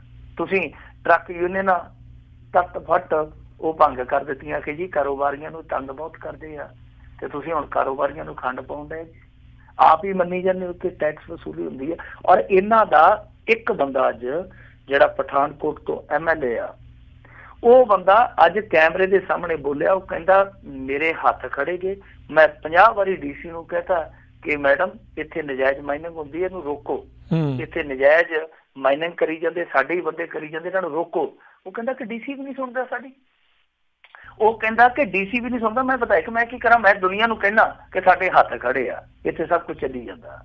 ਸੋ ਆਪਣੇ ਬੰਦੇ ਇਹਨਾਂ ਦੇ ਜੇ ਇਹ ਮੰਨੀ ਜਾਂਦੇ ਕਿ ਖੁਦਾਈ ਵੀ ਹੋਈ ਜਾਂਦੀ ਆ, ਇਹ ਮੰਨੀ ਜਾਂਦੇ ਕਿ ਨਸ਼ੇ ਨਾਲ ਤਬਾਹੀ ਵੀ ਹੋਈ ਜਾਂਦੀ ਆ, ਫਿਰ ਨਾਲ ਗੁੰਡਾ ਟੈਕਸ ਦੀ ਉਗਰਾਈ ਵੀ ਹੋਈ ਜਾਂਦੀ ਆ, ਤੇ ਫਿਰ ਸਾਰਾ ਕੁਛ ਹੈ ਜਿਹੜਾ ਉਹ ਇਹਨਾਂ ਨੂੰ ਇਹ ਵੀ ਮੰਨ ਲੈਣਾ ਚਾਹੀਦਾ ਕਿ ਕੱਖ ਨਹੀਂ ਬਦਲਿਆ, ਕਿਰਦਾਰ ਬਦਲੇ ਆ, ਨਾਟਕ ਜਿਹੜਾ ਉਹ ਪੁਰਾਣੇ ਦਾ ਪੁਰਾਣਾ ਹੀ ਚੱਲਣ ਡਿਆ। ਜੀ ਜੀ ਜੀ ਅਗਲੀ ਜਿਹੜੀ ਆਪਾਂ ਮਿੰਟੂ ਜੀ ਗੱਲ ਕਰਦੇ ਹਾਂ, ਪੰਜਾਬ ਦੇ ਲੱਖਾਂ ਹੀ ਜਨ ਧਨ ਖਾਤੇ ਬੰਦ। ਜਨ ਧਨ ਖਾਤੇ ਬੰਦ ਹੋਣੇ ਸੀਗੇ ਜਦੋਂ ਜਨ ਦੇ ਕੋਲ ਧਨ ਹੀ ਹੈ ਨਹੀਂ, ਵਿਚਾਰਿਆਂ ਦੇ ਕੋਲ ਧਨ ਤੇ ਸਾਰਾ ਜਿਹੜਾ ਸੀਗਾ ਉਹ ਮਨ ਕੀ ਬਾਤ ਵਾਲੇ ਨੇ ਬੈਂਕਾਂ 'ਚ ਰਖਾ ਲਿਆ, ਤੇ ਮੁੜ ਕੇ ਉਹ ਗਾਂ ਜਿਹੜੇ ਹੋਰ ਸੀ ਸੱਜਣ ਸਹੇਲੜੇ ਉਹ ਲੈ ਉੱਠੇ। ਇਹ ਪੰਜਾਬ ਦੇ ਵਿੱਚ ਜਿਹੜੇ ਜਨ ਧਨ ਖਾਤੇ ਸੀਗੇ ਕਾਫੀ ਵੱਡੀ ਤਾਦਾਦ ਦੇ ਵਿੱਚ ਲੋਕਾਂ ਨੇ ਖੁਲਵਾਏ ਸੀ, ਔਰ ਇਹਨਾਂ ਦੀ ਗਿਣਤੀ ਅਧਿਕਾਰਤ ਤੌਰ ਤੇ, ਵੈਸੇ ਪੱਕੇ ਤੌਰ ਤੇ ਤਾਂ ਨਹੀਂ ਮੈਂ ਕਹਿ ਸਕਦਾ, ਪਰ ਦੱਸਦੀ ਕਿ 61 ਲੱਖ ਗਿਣਤੀ ਸੀਗੀ ਜਿਹੜੇ ਜਨ ਧਨ ਖਾਤੇ ਖੁਲਾਏ ਗਏ ਆ। 60 ਕਹਿ ਲਓ, 62 ਕਹਿ ਲਓ, 61 ਕਹਿ ਲਓ, ਅਧਿਕਾਰਤ ਤੌਰ ਤੇ ਨਹੀਂ ਆਪਾਂ ਕਹਿ ਸਕਦੇ ਕਿਉਂਕਿ ਕਿਸੇ ਵੈਬਸਾਈਟ ਤੇ ਇਹਨਾਂ ਦਾ ਡਾਟਾ ਉਪਲਬਧ ਨਹੀਂ ਸੀਗਾ ਹਾਲ ਦੀ ਘੜੀ। ਹੁਣ ਅਖਬਾਰ ਨੇ ਇੱਕ ਨੇ ਜਾਗਰਣ ਨੇ ਅੱਜ ਜਿਹੜੀ ਇਹ ਖਬਰ ਲਾਈ ਹੈ, ਉਹ ਕਹਿੰਦੇ ਕਿ 60-61 ਲੱਖ ਦੇ ਕਰੀਬ ਜਿਹੜੇ ਜਨ ਧਨ ਖਾਤੇ ਸੀ, ਉਹਨਾਂ ਦੇ ਵਿੱਚੋਂ ਤਕਰੀਬਨ 13.5% ਭਾਵੇਂ ਕਿ 7-8 ਲੱਖ ਵਿੱਚੋਂ ਜਿਹੜੇ ਇਹ ਜਨ ਧਨ ਖਾਤੇ ਆ ਉਹ ਬੰਦ ਕਰਨ ਜਾ ਰਹੀ ਹੈ। ਬੈਂਕਿੰਗ ਪ੍ਰਣਾਲੀ ਬੰਦ ਇਸ ਕਰਕੇ ਕਰਨ ਜਾ ਰਹੀ ਆ ਕਿਉਂਕਿ ਉਹਨਾਂ ਦੇ ਵਿੱਚ ਦੀਵਾਨੀ ਵੀ ਹੈ ਨਹੀਂ ਗੀ। ਉਹ ਖਾਤੇ ਜਿਉਂਦੇ ਤਿਉਂ ਪਏ ਆ, ਖਾਲੀ ਖੜਕਦੇ ਪਏ ਆ, ਜਿਵੇਂ ਖਜ਼ਾਨੇ ਖੜਕਦੇ ਪਏ ਆ ਖਾਲੀ, ਓਦਾਂ ਜਨ ਧਨ ਵਾਲੇ ਜਿਹੜੇ ਖਜ਼ਾਨੇ ਆ ਉਹ ਵੀ ਪਾਰ ਬੋਲੇ ਪਏ ਆ। ਸੋ ਇਹ ਜਿਹੜੇ ਬੈਂਕਾਂ ਵਾਲੇ ਆ ਉਹ ਕਹਿੰਦੇ ਆ ਕਿ ਦੇਖੋ ਇਹਨਾਂ ਦਾ ਜਿਹੜਾ ਰਿਕਾਰਡ ਸਾਂਭਣਾ ਉਹ ਸਾਡੇ ਲਈ ਬੜੀ ਦੁਸ਼ਵਾਰੀ ਆ, ਔਰ ਫਿਰ ਇਹਨਾਂ ਅੰਕੜਿਆਂ ਦਾ ਵੱਧ ਜਾਣਾ ਕਿ ਸਾਡੇ ਕੋਲ ਇੰਨੇ ਖਾਤੇ ਆ ਔਰ ਇਹਨਾਂ ਖਾਤਿਆਂ 'ਚ ਹੋਣਾ ਕੱਖ ਨਾ, ਇਹ ਸਾਡੇ ਲਈ ਬਹੁਤ ਵੱਡਾ ਪੰਗਾ। ਇਸ ਕਰਕੇ ਅਸੀਂ ਇਸ ਸਟੈਂਡ ਨੂੰ ਨਿਬੇੜਨ ਜਾ ਰਹੇ ਹਾਂ। ਉਹਨਾਂ ਨੇ ਉਹ ਨਿਸ਼ਾਨਦੇਹੀ ਕਰ ਲਈ ਹੈ, ਦੱਸਦੇ ਆ ਕਿ 13.5% ਯਾਨੀ ਜੇ ਆਪਾਂ 60 ਲੱਖ ਦਾ ਵੀ ਅੰਕੜਾ ਮੰਨ ਕੇ ਚੱਲੀਏ ਤਾਂ ਉਹ ਬਣ ਜਾਣਾ 7-8 ਲੱਖ, ਯਾਨੀ 7-8 ਲੱਖ ਬੈਂਕ ਅਕਾਊਂਟ ਨੂੰ ਉਹ ਬੰਦ ਕਰਨ ਜਾ ਰਹੇ ਆ। ਹੁਣ ਇਹ ਕਹਿੰਦੇ ਕਿ ਅਸੀਂ ਪਹਿਲਾਂ ਨੋਟਿਸ ਭੇਜਾਂਗੇ ਜਿੰਨੇ ਵੀ ਗਾਹਕ ਆ, ਜਿੰਨੇ ਵੀ ਬੈਂਕਾਂ ਦੇ ਨਾਲ ਜੁੜੇ ਆ, ਫਿਰ ਉਸ ਤੋਂ ਬਾਅਦ ਇਹ ਜਿਹੜੇ ਖਾਤੇ ਆ ਇਹਨਾਂ ਦਾ ਪੱਕਾ ਭੋਗ ਪਾ ਦਿੱਤਾ ਜਾਊਗਾ। ਪਰ ਮੇਰੇ ਖਿਆਲ ਦੇ ਨਾਲ ਇੱਥੇ ਲੋਕ ਜਿਹੜੇ ਆ ਉਹ ਇੰਨੇ ਗਲਤ ਨਹੀਂ ਹੋ ਸਕਦੇ, ਉਹਨਾਂ ਨੂੰ ਮਾੜਾ ਨਹੀਂ ਕਿਹਾ ਜਾ ਸਕਦਾ ਕਿ ਉਹਨਾਂ ਨੇ ਖਾਤੇ ਖਿਲਾ ਲਏ ਆ। ਉਹਨਾਂ ਨੇ ਖਾਤੇ ਇਸ ਕਰਕੇ ਖਿਲਾਏ ਸੀ ਕਿਉਂਕਿ ਉਹਨਾਂ ਨੂੰ ਸੁਪਨੇ ਬਹੁਤ ਵੱਡੇ ਵਿਖਾਏ ਸੀਗੇ ਇਹ ਕਹਿੰਦੇ ਸੀਗੇ ਕਿ ਬਸ ਤੁਸੀਂ ਨਾ ਔਖੇ ਸੌਖੇ ਹੋ ਕੇ ਸਾਨੂੰ ਇੱਕ ਵਾਰੀ ਗੱਡੀ ਤੇ ਬਿਠਾ ਦਿਓ, ਫਿਰ ਤੁਹਾਡੇ ਖਾਤਿਆਂ 'ਚ ਅਸੀਂ 15 ਲੱਖ ਰੁਪਈਆ ਘਲਾ ਦੇਣਾ। ਤੇ ਉਹਨਾਂ ਨੇ ਖਾਤੇ ਇਸੇ ਕਰਕੇ ਖਲਵਾਏ ਸੀਗੇ ਕਿ 15 ਲੱਖ ਰੁਪਈਏ ਆ ਜਾਣ। ਕਹਿੰਦੇ ਖਾਤੇ ਥੋੜੀ ਖਲਵਾਏ ਸੀ ਉਹਨਾਂ ਨੇ, ਤੇ ਟਾਕੀ ਵਾਲੇ ਝੋਲੇ ਵੀ ਸਲਵਾ ਕੇ ਰੱਖੇ ਸੀਗੇ, ਉਹ ਵੀ ਸਵਾਏ ਸੀਗੇ ਕਿ ਚਲੋ ਜੇ ਆ ਗਿਆ ਦਫਾ ਕਿਸੇ ਪਾਸੋਂ ਉਹਨੂੰ ਸਾਂਭਣਾ ਵੀ ਹੈ। ਉਹ ਜਿਹੜੇ ਝੋਲੇ ਸੀ ਉਹ ਵਿਚਾਰੇ ਕਿੱਲੀਆਂ ਦੇ ਨਾਲ ਟੰਗੇ ਗਲ ਗਏ ਆ, ਤੇ ਫਿਰ ਜਿਹੜੇ ਖਾਤੇ ਸੀ ਇਹਨਾਂ ਦੇ ਵਿੱਚ ਕੀ ਆਉਣਾ ਸੀ, ਜਦੋਂ ਕਿਉਂਕਿ ਸਵਿਟਜ਼ਰਲੈਂਡ ਵਾਲੇ ਖਾਤੇ 'ਚ ਵੀ ਕੱਖ ਨਹੀਂ ਖਲਾਇਆ ਇਹਨਾਂ ਨੇ। ਜਦੋਂ ਪਾਣੀ ਪਿੱਛੋਂ ਨਹਿਰ 'ਚ ਨਹੀਂ ਆਇਆ ਤੇ ਫਿਰ ਮੋਢਿਆਂ 'ਚ ਕੀ ਪੈਣਾ ਸੀਗਾ। ਸੋ ਜਨ ਧਨ ਖਾਤੇ ਜਿਵੇਂ ਜਨ ਨੇ ਖਲਾਏ ਸੀਗੇ ਉਵੇਂ ਜਨ ਨੇ ਖਤਮ ਕਰ ਦੇਣੇ ਆ। ਸੋ ਇਹ ਇੱਕ ਅਚੀਵਮੈਂਟ ਗਿਣਦੇ ਹੁੰਦੇ ਸੀਗੇ ਕਿ ਦੇਖੋ ਜੀ ਅਸੀਂ ਜਨ ਧਨ ਖਾਤੇ ਖਲਾਏ ਆ, ਪਰ ਉਹ ਜਨ ਧਨ ਦੇ ਖਾਤੇ 'ਚ ਤੁਸੀਂ ਅੱਜ ਤੱਕ ਇਹ ਦੇਖੋ ਕਿ ਉਹਨਾਂ ਨੇ ਪੈਸੇ ਪਾਏ ਕਿੰਨੇ ਆ। ਇਹਦਾ ਮਤਲਬ ਹੈ ਕਿ ਜਿਹੜਾ ਤੁਸੀਂ ਸੁਪਨਾ ਦਿਖਾ ਕੇ ਸੱਤਾ 'ਚ ਆਏ ਸੀਗੇ ਕਿ ਅਸੀਂ ਇਹ ਕਰ ਦੇਂਗੇ ਉਹ ਕਰ ਦੇਂਗੇ, ਉਹ ਤੁਹਾਡਾ ਸੁਪਨਾ ਮੇਰਾ ਛਲ ਸੀ, ਕਪਟ ਸੀਗਾ। ਕਿਉਂਕਿ ਜੇ ਇੱਕ ਗਰੀਬ ਨੇ ਖਾਤਾ ਖੁਲਾ ਲਿਆ ਤੇ ਉਹਦੇ ਖਾਤੇ 'ਚ ਮੁੜ ਕੇ 500 ਰੁਪਈਆ ਵੀ ਅੱਜ ਤੱਕ ਜਮ੍ਹਾਂ ਨਹੀਂ ਹੋਇਆ, ਇਹਦਾ ਮਤਲਬ ਆ ਕਿ ਸਾਰੀ ਜ਼ਿੰਦਗੀ ਉਹ 500 ਰੁਪਈਆ ਜਾਂ 5000 ਰੁਪਈਆ ਉਹ ਜੋੜ ਵੀ ਨਹੀਂ ਸਕਦਾ ਜੇ ਇਹਨਾਂ 4 ਸਾਲਾਂ 'ਚ ਜੋੜ ਨਹੀਂ ਪਾਇਆ। ਜੀ ਜੀ। ਅਗਲੀ ਜਿਹੜੀ ਆਪਾਂ ਗੱਲ ਕਰਦੇ ਹਾਂ, ਪੰਜਾਬ ਦੇ ਵਿੱਚ ਇੱਕੋ ਦਿਨ 2 ਪਰਚੇ, ਇੱਕ ਬੱਬੇ ਹਾਲੀ ਦੇ ਮੁੰਡੇ ਦੇ ਤੇ ਦੂਜਾ ਆਪ ਦੇ ਚੋਣ ਲੜ ਚੁੱਕੇ ਉਮੀਦਵਾਰ ਤੇ। ਦੇਖੋ ਇਹ ਜਿਹੜੇ ਪਰਚੇ ਆ ਇਹ ਇਤਫਾਕਨ ਇੱਕੋ ਦਿਨ ਹੋਇਆ, ਤੇ ਦੂਜਾ ਇਤਫਾਕ ਇਹ ਹੋਇਆ ਕਿ ਦੋਨਾਂ 'ਚ 420 ਲੱਗੀ ਆ, 420 ਲੱਗੀ ਆ। ਇਹ ਜਿਹੜਾ ਬੱਬੇ ਹਾਲੀ ਵਾਲਾ ਮਾਮਲਾ, ਇਹ ਵੈਸੇ ਬੱਬੇ ਹਾਲੀ ਦਾ ਮੁੰਡਾ ਵੀ ਇਹਨੂੰ ਕਿਸੇ ਨਾ ਕਿਸੇ ਹਾਲੀ ਪਾਈ ਰੱਖਦਾ ਆਪਦੇ ਬਾਪ ਨੂੰ। ਪਿੱਛੇ ਜੇ ਝਗੜਾ ਹੋ ਗਿਆ ਸੀਗਾ, ਤੁਹਾਨੂੰ ਯਾਦ ਹੋਣਾ, ਜਦੋਂ ਜਥੇਦਾਰ ਦਿਆਲ ਸਿੰਘ ਕੋਲਿਆਂ ਵਾਲੀ ਦਾ ਰੌਲਾ ਪਿਆ ਕਾਂਗਰਸੀਆਂ ਨਾਲ ਉਹਦੇ ਮੁੰਡੇ ਦਾ, ਉਦੋਂ ਕੋਈ ਨਾਲ ਲੜਾਈ ਇਹ ਹੋਈ ਸੀ ਕਿ ਦੋਨੇ ਲੜਾਈਆਂ ਇਕੱਠੀਆਂ ਜਿਹੀਆਂ ਹੋਈਆਂ ਸੀ। ਤਾਂ ਇਹਦੇ ਮੁੰਡੇ ਤੇ ਹੁਣ ਇੱਕ ਕੇਸ ਦਰਜ ਹੋਇਆ, ਉਹ ਹੋਇਆ 420 ਤੇ 120 ਦਾ। ਇਹਦੇ ਤੇ ਕੀ ਦੋਸ਼ ਲੱਗਾ ਕਿ ਇਹਨਾਂ ਨੇ ਇੱਕ ਮਰੇ ਬੰਦੇ ਦੀ ਪਾਵਰ ਆਫ ਅਟਾਰਨੀ ਦੀ ਕੁਵਰਤੋਂ ਕੀਤੀ, ਉਹਨੂੰ ਗਲਤ ਇਸਤੇਮਾਲ ਕੀਤਾ, ਔਰ ਉਸ ਤੋਂ ਬਾਅਦ AGM ਪੈਲਸ ਦੀ ਜ਼ਮੀਨ ਸੀਗੀ ਜਿਹੜੀ ਉਹ ਪਹਿਲਾਂ 2 ਲੋਕਾਂ ਨੂੰ ਵੇਚੀ, ਫਿਰ ਇਹਨਾਂ ਨੇ ਉਹੀ ਜ਼ਮੀਨ 99 ਸਾਲਾਂ ਲਈ ਪਟੇ ਤੇ ਲਿਖਵਾ ਲਈ ਜੀ। ਔਰ ਇਸ ਸਾਰੀ ਕੁਵਤ ਦੇ ਵਿੱਚ ਜਿਹੜਾ 66 ਲੱਖ ਰੁਪਈਆ ਅਸਟਾਮ ਡਿਊਟੀ ਦਾ ਬਣਦਾ ਸੀਗਾ ਉਹ ਵੀ ਚੁੱਪ ਕਰਕੇ ਇਹਨਾਂ ਨੇ ਆਪਣੀਆਂ ਜੇਬਾਂ 'ਚ ਪਾ ਲਿਆ, ਉਹ ਵੀ ਸਰਕਾਰ ਨੂੰ ਨਹੀਂ ਦਿੱਤਾ। ਕਹਿੰਦੇ ਕਿ ਸਰਕਾਰ ਕੋਲ ਬਥੇਰੇ ਆ, ਸਰਕਾਰ ਸਾਂਭਦੀ ਫਿਰੂਗੀ, ਉਹਦੇ ਨਾਲ ਚੰਗਾ ਕਿ ਅਸੀਂ ਉਹਦਾ ਬੋਝ ਬਣਾ ਦਈਏ। ਇਹਨਾਂ ਨੇ ਉਹ 66 ਲੱਖ ਰੁਪਈਆ ਵੀ ਨਹੀਂ ਦਿੱਤਾ। ਸੋ ਹੁਣ ਕਿਉਂਕਿ ਸਰਕਾਰਾਂ ਪਲਟੀਆਂ, ਤੁਹਾਨੂੰ ਪਤਾ ਸਰਕਾਰਾਂ ਪਲਟਦੇ ਆ ਫਿਰ ਬਹਾਰਾਂ ਵੀ ਪਲਟ ਜਾਂਦੀਆਂ, ਇਹਨਾਂ ਦੀਆਂ ਐਸ਼ ਬਹਾਰਾਂ ਜਿਹੜੀਆਂ ਉਹ ਖਤਮ ਹੋ ਗਈਆਂ ਇੱਕ ਵਾਰ। ਬਹਰਹਾਲ ਉਹ ਕੇਸ ਦਰਜ ਹੋ ਗਿਆ। ਇਹਦੇ ਵਿੱਚ ਅਮਰਜੋਤ ਸਿੰਘ ਬੱਬੇ ਹਾਲੀ ਤੋਂ ਇਲਾਵਾ ਸਤੀਸ਼ ਕੁਮਾਰ, ਹੀਰਾ ਸਿੰਘ, ਰੂਪ ਲਾਲ, ਰਾਮ ਲਾਲ ਨੰਬਰਦਾਰ, ਵਿਪਨ ਕੁਮਾਰ, ਦਰਸ਼ਨ ਕੁਮਾਰ ਨੰਬਰਦਾਰ 2 ਰਗੜੇ ਗਏ, ਪ੍ਰੇਮ ਲਾਲ ਨੰਬਰਦਾਰ ਇਹ 3 ਰਗੜੇ ਗਏ, ਤੇ ਇੱਕ ਹੋਰ ਨੰਬਰਦਾਰ ਕਿਤੇ ਹੁੰਦਾ ਫਿਰ ਘਰੇ ਜਾ ਕੇ ਵੱਡੇ ਘਰੇ ਜਾ ਕੇ ਅਸੀਂ ਵਧੀਆ ਖੇਡ ਸਕਦੇ ਸਨ। 2 ਬੰਦੇ ਹੋਰ ਹੈ ਜਿਹੜੇ ਇਸ ਮਾਮਲੇ 'ਚ ਨਾਮਜ਼ਦ ਕੀਤੇ ਗਏ ਆ। ਤਾਂ ਉਧਰੋਂ ਆਮ ਆਦਮੀ ਪਾਰਟੀ ਵੱਲੋਂ ਬਰੋਬਰੀ ਕੀਤੀ ਹੈ 420 'ਚ ਮਿਸਟਰ ਰਾਜਾ ਨੇ। ਇਹ ਜਿਹੜਾ ਰਾਜਾ ਹੈ ਜਸਵੀਰ ਸਿੰਘ ਰਾਜਾ, ਇਹ ਵੈਸੇ ਇੱਧਰੋਂ ਹੀ ਗਿਆ ਤੁਹਾਡੇ ਵਾਲੀ ਸਾਈਡ ਤੋਂ ਹੀ, ਤਾਂ ਇਹ ਜਾ ਕੇ ਉੱਥੇ ਰਾਜਨੀਤੀ 'ਚ ਅੱਜ ਕੱਲ੍ਹ ਬਹੁਤ ਜ਼ਿਆਦਾ ਸਰਗਰਮ ਆ। ਇਹਨੇ ਚੋਣ ਵੀ ਲੜੀ ਸੀਗੀ, ਚੋਣ ਦੇ ਵਿੱਚ ਤੇ ਕੁਛ ਨਹੀਂ ਵਟਿਆ ਗਿਆ। ਉੱਦਾਂ ਇਹ ਟਰਾਂਸਪੋਰਟਰ ਵੀ ਆ। ਇਹਦੇ ਤੇ ਦੋਸ਼ ਇਹ ਲੱਗਾ ਕਿ ਇਹਨੇ RTA ਦਫ਼ਤਰ ਤੋਂ ਟਾਈਮ ਟੇਬਲ ਲੈ ਕੇ ਉਹਦੇ ਨਾਲ ਛੇੜਛਾੜ ਕਰਕੇ ਇੱਕ ਟਰਾਂਸਪੋਰਟ ਦੇ ਟਾਈਮ ਨੂੰ ਬਹੁਤ ਜ਼ਿਆਦਾ ਨੁਕਸਾਨ ਪਹੁੰਚਾਇਆ। ਸੋ ਉਹ ਜਿਹੜਾ ਟਰਾਂਸਪੋਰਟਰ ਸੀਗਾ ਕੋਈ ਮਿਸਟਰ ਪਰਮਜੀਤ ਸਿੰਘ, ਉਹਨੇ ਇਹਦੇ ਖਿਲਾਫ ਸ਼ਿਕਾਇਤ ਦਰਜ ਕਰਵਾਈ ਸੀ ਕਿਉਂਕਿ ਉਦੋਂ ਇਹ ਸੱਜਣ ਕਾਲੀਆਂ ਦਾ ਹਿੱਸਾ ਹੁੰਦਾ ਸੀਗਾ, ਤੇ ਤੁਹਾਨੂੰ ਪਤਾ ਕਾਲੀ ਫਿਰ ਕਿਸੇ ਨੂੰ ਤੱਤੀ ਵਾਰ ਨਹੀਂ ਲੱਗਣ ਦਿੰਦੇ ਜਦੋਂ ਕੋਈ ਉਹਨਾਂ ਦੇ ਨਾਲ ਖੜਾ ਹੋਵੇ, ਔਰ ਉਦੋਂ ਖੜਾ ਹੋਵੇ ਜਦੋਂ ਉਹਨਾਂ ਦੀ ਸਰਕਾਰ ਹੋਵੇ। ਤੇ ਫਿਰ ਉਦੋਂ ਇਹਨੂੰ ਕੱਖ ਨਹੀਂ ਹੋਣ ਦਿੱਤਾ ਗਿਆ ਜਾਂ ਕੱਖ ਕੀਤਾ ਨਹੀਂ ਕਿਸੇ ਨੇ। ਉਸ ਤੋਂ ਬਾਅਦ ਫਿਰ ਇਹ ਛਾਲ ਮਾਰ ਕੇ ਆਮ ਆਦਮੀ ਪਾਰਟੀ 'ਚ ਹੋ ਗਿਆ ਕਿਉਂਕਿ ਉਦੋਂ ਇਹ ਲੱਗਦਾ ਸੀਗਾ ਕਿ ਹੁਣ ਬਸ ਗੱਲ ਬਣੀ ਪਈ ਹੈ। ਤਾਂ ਉਦੋਂ ਇਹ ਤਾਰੀ ਲਾ ਕੇ ਆਮ ਆਦਮੀ ਪਾਰਟੀ 'ਚ ਆ ਗਿਆ। ਆਮ ਆਦਮੀ ਪਾਰਟੀ ਥੋੜਾ ਜਿਹਾ ਖੁੰਝ ਗਈ, ਉਹ ਸੱਤਾ ਤੱਕ ਪਹੁੰਚ ਨਹੀਂ ਸਕੀ। ਤਾਂ ਜਿਹੜੀ ਸ਼ਿਕਾਇਤ ਦੱਬੀ ਪਈ ਸੀਗੀ, ਦੱਬੀ ਸ਼ਿਕਾਇਤ ਹੌਲੀ ਹੌਲੀ ਤੁਰਨ ਲੱਗ ਪਈ। ਔਰ ਤੁਰਦੀ ਰਿੜਦੀ ਹੁਣ ਇਸ ਥਾਂ ਤੇ ਆ ਪਹੁੰਚੀ ਕਿ ਇਹਦੇ ਖਿਲਾਫ ਹੀ 420 ਦਾ ਮਾਮਲਾ ਦਰਜ ਹੋ ਗਿਆ। ਪਰ ਇਹਨੇ ਹੁਣ ਇਹ ਵੈਸੇ ਐਲਾਨ ਕੀਤਾ, ਕਹਿੰਦਾ ਜੀ ਮੈਂ ਇਸ ਧੱਕੇ ਦੇ ਖਿਲਾਫ ਹਾਈ ਕੋਰਟ 'ਚ ਜਾਊਂਗਾ। ਹੁਣ ਧੱਕਾ ਪਤਾ ਨਹੀਂ ਕਿਹਦੇ ਨਾਲ ਹੋ ਰਿਹਾ, ਧੱਕਾ ਜਿਹੜਾ 3 ਸਾਲ ਧੱਕੇ ਖਾਂਦਾ ਰਿਹਾ ਸ਼ਿਕਾਇਤ ਦਰਜ ਕਰਾਉਣ ਲਈ, ਉਹਦੇ ਨਾਲ ਹੋ ਰਿਹਾ ਜਾਂ ਇਹਦੇ ਨਾਲ ਹੋ ਰਿਹਾ, ਉਹਦੇ ਸਮਾਂ ਦੱਸੂਗਾ। ਪਰ ਇਹਨਾਂ 2 ਪਰਚਿਆਂ ਦੇ ਚਰਚੇ ਜਿਹੜੇ ਆ ਉਹ ਖੂਬ ਹੋਏ।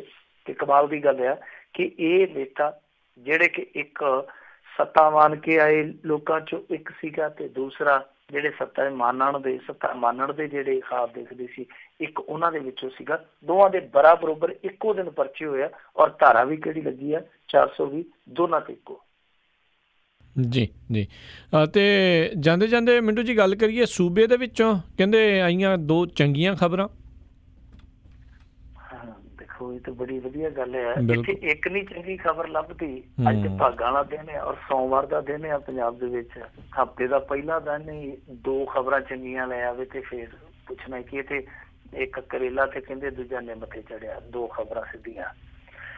ਇਹਦੇ ਵਿੱਚ ਹੁਣ ਪਹਿਲੀ ਖਬਰ ਤੇ ਇਹ ਆ ਕਿ ਦੇਖੋ ਆ ਜਿਹੜਾ ਹੁਣ ਇਹਨਾਂ ਨੇ ਹੈਲਥ ਇੰਡੈਕਸ ਜਾਰੀ ਕੀਤਾ, ਇਹਦੇ ਵਿੱਚ ਪੰਜਾਬ ਲਈ ਦੋਹਰੀ ਖੁਸ਼ੀ ਹੈ। ਇੱਕ ਤੇ ਆ ਕਿ ਜਿਹੜੀ ਹੈਲਥ ਪ੍ਰੋਗਰਾਮ ਦੀ ਪ੍ਰੋਗਰੈਸ ਆ ਉਹਦੇ ਵਿੱਚ ਪੰਜਾਬ ਕੇਰਲ ਤੋਂ ਬਾਅਦ ਦੂਸਰੇ ਨੰਬਰ ਤੇ ਦਰਸਾਇਆ ਗਿਆ। ਦੂਜੀ ਚੀਜ਼ ਜਿਹੜੀ ਇੱਕ ਵਧੀਆ ਸੰਕੇਤ ਆ ਉਹ ਇਹ ਆ ਕਿ ਜੋ ਸਾਡੇ ਇੱਥੇ ਲਿੰਗ ਅਨੁਪਾਤ ਆ ਉਹ ਘਟਦਾ ਪਿਆ, ਬਹੁਤ ਤੇਜ਼ੀ ਨਾਲ ਘਟਦਾ ਪਿਆ। ਔਰ ਕਮਾਲ ਦੀ ਗੱਲ ਹੈ ਕਿ ਹਰਿਆਣਾ ਜਿਹੜਾ ਉਹ ਪਛੜਦਾ ਪਿਆ, ਪੰਜਾਬ ਇਸ ਮਾਮਲੇ 'ਚ ਤੇਜ਼ੀ ਨਾਲ ਅੱਗੇ ਵੱਧਦਾ ਪਿਆ। ਔਰ ਜਿਹਨੂੰ ਕੁੜੀ ਮਾਰ ਪੰਜਾਬ ਕਿਹਾ ਜਾਂਦਾ ਸੀਗਾ, ਉਹ ਇਸ ਸਮੇਂ ਬਹੁਤ ਵਧੀਆ ਸੁਧਾਰ ਰੇਟ ਦੇ ਨਾਲ ਅੱਗੇ ਜਾ ਰਿਹਾ।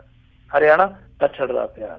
ਸੋ ਜਿਹੜੇ ਸੁਧਾਰ ਦੀ ਪ੍ਰਕਿਰਿਆ ਵਿੱਚ ਨੇ ਉਹਨਾਂ 'ਚ ਪੰਜਾਬ ਟੌਪ 'ਚ ਆ, ਯੂਪੀ ਦਾ ਹੈਗਾ ਦੂਜੇ ਨੰਬਰ ਤੇ, ਬਿਹਾਰ ਤੀਜੇ ਨੰਬਰ ਤੇ। ਇਹ ਇੱਕ ਵਧੀਆ ਖਬਰ ਹੈ। ਦੂਜੀ ਖਬਰ ਬਰਨਾਲੇ ਜ਼ਿਲ੍ਹੇ 'ਚੋਂ ਹੈ, ਜਿੱਥੇ ਚੰਨਣ ਵਾਲਾ ਪਿੰਡ ਦੇ ਲੋਕਾਂ ਨੇ ਉਦਮ ਇਹ ਕੀਤਾ ਕਿ ਉਹਨਾਂ ਨੇ ਸਾਰੇ ਪਿੰਡ ਦੇ ਵਿੱਚ ਜਿਹੜੀਆਂ ਸਟਰੀਟ ਲਾਈਟਾਂ ਉਹਨਾਂ ਦੇ ਨਾਲ ਐਂਪਲੀਫਾਇਰ ਲਾ ਦਿੱਤੇ ਤਾਂ ਕਿ ਜੋ ਗੁਰਬਾਣੀ ਦੀ ਉੱਚੀ ਆਵਾਜ਼ ਆਉਂਦੀ ਸਪੀਕਰਾਂ ਰਾਹੀਂ ਜਾਂ ਨਿਤਨੇਮ ਦੀ ਆਵਾਜ਼ ਆਉਂਦੀ ਹੈ, ਕਿ ਉਹ ਜਿਹੜਾ ਰੂਹ ਦਾ ਸਕੂਨ ਆ ਉੱਚੀ ਆਵਾਜ਼ ਕਰਕੇ ਕਿਤੇ ਬੇਚੈਨੀ ਨਾ ਬਣੇ ਕਿਸੇ ਲਈ। ਉਹਨਾਂ ਨੇ ਛੋਟੇ ਐਂਪਲੀਫਾਇਰ ਲਾ ਕੇ ਪੂਰੇ ਪੰਜਾਬ ਦੇ ਵਿੱਚ ਇੱਕ ਮਿਸਾਲ ਕਾਇਮ ਕੀਤੀ ਹੈ। ਖਰਚਾ ਤੇ ਉਹਨਾਂ ਦਾ ਹੋਇਆ 4-5 ਲੱਖ ਰੁਪਈਆ, ਪਰ ਪਹਿਲ ਬਹੁਤ ਵਧੀਆ ਹੋਈ ਹੈ, ਲੋਕਾਂ ਨੇ ਬਹੁਤ ਸਲਾਹੁਤ ਕੀਤੀ ਹੈ। ਹੁਣ 2 ਮੈਂ ਆਪਣੇ ਕੋਲੋਂ ਤੁਹਾਨੂੰ ਚੰਗੀਆਂ ਖਬਰਾਂ ਸੁਣਾ ਦਿੰਦਾ ਜੀ। ਔਰ ਉਹ ਸਾਡੇ ਇਲਾਕੇ ਦੀਆਂ। ਇੱਕ ਇੱਥੇ ਸਾਡੇ ਅਬੋਹਰ ਮੁੰਡੇ ਨੇ ਵਿਆਹ ਕੀਤਾ, ਮੁੰਡੇ ਨੇ ਵਿਆਹ ਆਪਦਾ ਕੀਤਾ, ਕਿਸੇ ਦਾ ਨਹੀਂ ਕੀਤਾ। ਮਤਲਬ ਕੀਤਾ ਇਸ ਕਰਕੇ ਕਹਿ ਰਹੇ ਕਿਉਂਕਿ ਉਹਨੇ ਸਾਰਾ ਕੁਛ ਆਪ ਹੀ ਕੀਤਾ ਸੀ। ਤਾਂ ਉਹ ਮੁੰਡਾ ਨਿਹਾਲ ਖੇੜੇ ਦਾ ਸੀਗਾ, ਇੱਥੇ ਨਾਲ ਹੀ ਸਾਡੇ ਭਾਗਸਰ ਪਿੰਡ ਆ, ਉੱਥੇ ਉਹਦੀ ਬਰਾਤ ਆਉਣੀ ਸੀਗੀ। ਤੇ ਉਹ ਮੁੰਡਾ ਆਸ਼ਰ ਟਰੈਕਟਰ ਹੁੰਦਾ ਜਿਹੜਾ, ਉਸ ਟਰੈਕਟਰ ਤੇ ਟੁਕਿਆ ਔਰ ਪਿੱਛੇ ਉਹਨੇ ਟਰਾਲੀ ਬੰਨੀ ਸੀ। ਟਰਾਲੀ ਦੇ ਵਿੱਚ ਉਹਦੇ ਬਰਾਤੀ ਬੈਠੇ ਸਨ ਤੇ ਅੱਗੇ ਉਹ ਆਪ ਸੀਗਾ ਔਰ ਉਹ ਟਰੈਕਟਰ ਟਰਾਲੀ ਤੇ ਟੁਕਾ ਔਰ ਉਸੇ ਟਰੈਕਟਰ ਟਰਾਲੀ ਤੇ ਉਹ ਦੁਲਹਨ ਨੂੰ ਬਿਠਾ ਕੇ ਤੇ ਵਾਪਸ ਚਲੇ ਗਿਆ। ਔਰ ਇਸ ਸਾਰੇ ਵਿਆਹ ਤੇ ਟੋਟਲ ਜਿਹੜਾ ਖਰਚਾ ਹੋਇਆ, ਕਿਉਂਕਿ ਬਰਾਤ ਨੇ ਰੋਟੀ ਨਹੀਂ ਖਾਧੀ, ਸਿਰਫ ਚਾਹ ਪੀਤੀ ਔਰ ਬਿਸਕੁਟਾਂ ਦਾ ਪ੍ਰਬੰਧ ਉਸ ਸੰਗਤ ਨੇ ਕਰ ਦਿੱਤਾ ਜੋ ਇਹਨਾਂ ਦੇ ਨਾਲ ਹੀ ਕਿਸੇ ਮੰਨਦੀ ਸੀ, ਕਿਸੇ ਡੇਰੇ ਨੂੰ ਵਗੈਰਾ ਨੂੰ। ਸੋ ਉਹਨਾਂ ਨੇ ਆਪ ਹੀ ਰਲ ਮਿਲ ਕੇ ਪ੍ਰਬੰਧ ਕਰ ਦਿੱਤਾ। ਸੋ ਉਹ 2000-2500 ਰੁਪਈਆ ਖਰਚ ਕੇ ਤੇ ਦੁਲਹਨ ਨੂੰ ਆਪਣੇ ਨਾਲ ਲੈ ਗਏ। ਨਾ ਕੁਛ ਲਿਆ ਕਿਸੇ ਨੇ, ਨਾ ਕੁਛ ਦਿੱਤਾ ਕਿਸੇ ਨੇ। ਇਹ ਵਿਆਹ ਜਿਹੜਾ ਉਹ ਸਾਡੇ ਇਸ ਇਲਾਕੇ 'ਚ ਇੱਕ ਬਹੁਤ ਚਰਚਿਤ ਵਿਆਹ ਬਣ ਗਿਆ ਕਿ ਟਰੈਕਟਰ ਟਰਾਲੀ ਤੇ, ਔਰ ਉਹ ਵੀ ਮੁੰਡਾ ਜਿਹਨੇ B ਫਾਰਮੇਸੀ ਕੀਤੀ ਹੋਈ ਹੈ, ਯਾਨੀ ਡਾਕਟਰੀ ਕੀਤੀ ਹੋਈ ਹੈ, ਜਿਹਨਾਂ ਨੇ ਆ ਜਿਹੜੀ ਮੈਡੀਸਨ ਦੀ ਡਾਕਟਰੀ ਹੁੰਦੀ ਹੈ। ਸੋ ਇੱਕ ਹੋਰ ਬਹੁਤ ਵਧੀਆ ਖਬਰ ਆ, ਉਹ ਹੈਗੀ ਆ ਫਿਰੋਜ਼ਪੁਰ ਜ਼ਿਲ੍ਹੇ ਤੋਂ। ਇੱਥੇ ਦਿਲਾਰਾਮ ਪਿੰਡ ਆ, ਵੈਸੇ ਫਿਰੋਜ਼ਪੁਰ ਜ਼ਿਲ੍ਹੇ ਤੋਂ ਥੋੜਾ ਜਿਹਾ ਹਟਵਾ 30-40 ਕਿਲੋਮੀਟਰ ਦੂਰ ਹੋਣਾ। ਉਸ ਪਿੰਡ ਦੇ ਵਿੱਚ ਮੇਰੇ ਖਿਆਲ ਦੇ ਨਾਲ 100 ਦੇ ਕਰੀਬ ਨੌਜਵਾਨ ਸੀਗੇ ਜਿਨ੍ਹਾਂ ਨੇ ਇੱਕ ਗਰੁੱਪ ਬਣਾਇਆ, ਆਪਣਾ ਗਰੁੱਪ ਬਣਾਇਆ, ਕੋਈ ਅਹੁਦੇਦਾਰ ਨਹੀਂ ਰੱਖਿਆ। ਔਰ ਫਿਰ ਉਹਨਾਂ ਨੇ ਕੀ ਕੀਤਾ ਕਿ ਪਿੰਡ ਦੇ ਵਿੱਚ ਆਪਣੇ ਪੱਧਰ ਤੇ ਇੱਕ ਪਾਰਕ ਬਣਾਇਆ ਔਰ ਆਪਣੇ ਪੱਧਰ ਤੇ ਇੱਕ ਲਾਇਬ੍ਰੇਰੀ ਬਣਾਈ। ਯਾਨੀ ਸਰਹੱਦੀ ਜ਼ਿਲ੍ਹੇ ਦੇ ਵਿੱਚ, ਸਰਹੱਦੀ ਪਿੰਡ ਦੇ ਵਿੱਚ ਇਸ ਤਰ੍ਹਾਂ ਦਾ ਕੰਮ ਕੀਤਾ, ਰੁੱਖ ਲਾਉਣੇ ਸ਼ੁਰੂ ਕਰ ਦਿੱਤੇ, ਇੱਕ ਬਹੁਤ ਵਧੀਆ ਪਾਰਕ ਉਹਨਾਂ ਨੇ ਬਣਾ ਕੇ ਦਿੱਤਾ, ਲਾਇਬ੍ਰੇਰੀ ਬਣਾ ਕੇ ਦਿੱਤੀ ਹੈ। ਔਰ ਇਸ ਤੋਂ ਇਲਾਵਾ ਨਸ਼ਿਆਂ ਤੋਂ ਬਚਾਉਣ ਲਈ ਆਪਣੇ ਆਪ ਨੂੰ ਜਾਂ ਦੂਸਰੇ ਸਾਥੀਆਂ ਨੂੰ ਉਹ ਲਗਾਤਾਰ ਪ੍ਰੋਗਰਾਮ ਕਰਦੇ ਆ ਮੁੰਡੇ। ਸੋ ਉਹਨਾਂ ਮੁੰਡਿਆਂ ਦਾ ਗਰੁੱਪ ਹੈ ਜਿਹੜਾ ਉਹਨੇ ਪਿੰਡ ਦੀ ਇੱਕ ਵਾਰੀ ਨੁਹਾਰ ਬਦਲ ਕੇ ਰੱਖ ਦਿੱਤੀ ਹੈ। ਸੋ ਪੰਜਾਬ ਦੇ ਵਿੱਚੋਂ ਚੰਗੀਆਂ ਖਬਰਾਂ ਵੀ ਆ ਜਾਂਦੀਆਂ। ਇਹ ਨਹੀਂ ਹੈ ਕਿ ਇੱਥੇ ਆ ਜਿਹੜੀ ਸਿਆਸਤ ਆ ਉਹਦਾ ਹੀ ਸ਼ੋਰ ਸ਼ਰਾਬਾ, ਉਹਦੇ ਹੀ ਨਜ਼ਾਰੇ ਵੱਜਦੇ ਆ। ਇੱਥੇ ਕਈ ਵਾਰੀ ਸੁਖਦ ਖਬਰਾਂ ਦੀ ਵੀ ਤੂਤਨੀ ਵੱਜ ਪੈਂਦੀ ਹੈ। ਸੋ ਸੁਣਨ ਦੀ ਜ਼ਰੂਰਤ ਆ ਕਿ ਤੂਤਨੀ ਹੈ ਜਿਹੜੀ ਉਹ ਵੱਜਦੀ ਜ਼ਰੂਰ ਆ। ਜੀ ਜੀ, ਅਤੇ ਬਹੁਤ ਬਹੁਤ ਮਿੰਟੂ ਜੀ ਤੁਹਾਡਾ ਧੰਨਵਾਦ ਕਰਦੇ ਹਾਂ। ਤੁਸੀਂ ਸਾਡੇ ਨਾਲ ਜੁੜੇ, ਇਹਨਾਂ ਖਬਰਾਂ ਬਾਰੇ ਸਾਨੂੰ ਵਿਸਥਾਰ ਦੇ ਵਿੱਚ ਜਾਣਕਾਰੀ ਦਿੱਤੀਆਂ। ਅਗਲੀ ਵਾਰ ਤੱਕ ਲਈ ਬੜੀ ਮਿਹਰਬਾਨੀ। ਪਿਆਰ ਭਰੀ ਸਤਿ ਸ਼੍ਰੀ ਅਕਾਲ ਜੀ। ਅਤੇ ਸੋ ਇੱਥੇ ਹੀ ਸਾਡਾ ਅੱਜ ਦਾ ਪ੍ਰੋਗਰਾਮ ਸਮਾਪਤ ਹੈ। ਮਿਲਾਂਗੇ ਅਗਲੀ ਵਾਰ। ਉਦੋਂ ਤੱਕ ਲਈ ਮੇਰੇ ਵੱਲੋਂ ਵੀ ਤੁਹਾਨੂੰ ਸਾਰਿਆਂ ਨੂੰ ਬਹੁਤ ਪਿਆਰ ਸਤਿਕਾਰ ਸਾਹਿਬ ਦੋਨੋਂ ਜੁੜ ਕੇ ਨਿੱਘੀ ਜਿਹੀ ਸਤਿ ਸ਼੍ਰੀ ਅਕਾਲ। ਜਿਉਂਦੇ ਵਾਸਤੇ ਰਹੋ, ਹੱਸਦੇ ਖੇਲਦੇ ਰਹੋ, ਸੁਣਦੇ ਰਹੋ ਪੰਜਾਬੀ ਰੇਡੀਓ USA।